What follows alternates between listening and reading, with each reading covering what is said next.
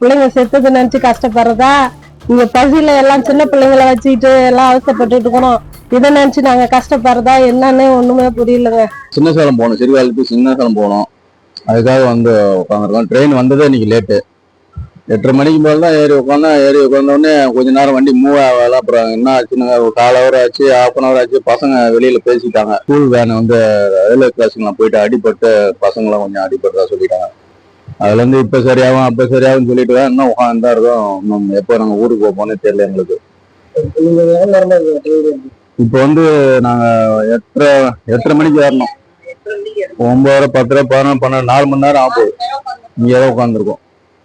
இங்கிருந்து பஸ்ஸுக்கு வழி இல்லை. கள்ளக்குறிச்சி போறதால இங்கிருந்து சிறுகாலம் சிதம்பரம் போனோம். சிதம்பரம் வேற வண்டி மாறினா அங்கிருந்து விருதாலம் போனோம். ஊரா மாறி மாறி பஸ் ஏறி போறதால கஷ்டமா இருக்கு. அதனால ஏதோ லேட்டாலும் பரவாயில்ல இதுல உட்காந்துட்டோம்.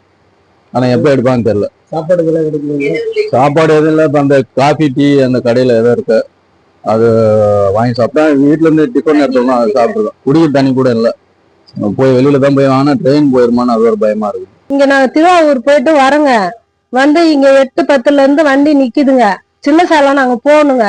டீ இல்ல, தண்ணி இல்ல, சாப்பாடு இல்ல, எதுவுமே இல்ல. சும்மாதான் வண்டி நிக்குதுன்னு பார்த்தோம். திடீர்னு பார்த்தா ஆக்சிடென்ட் ஆயிடுச்சுன்னு சொல்றாங்கங்க.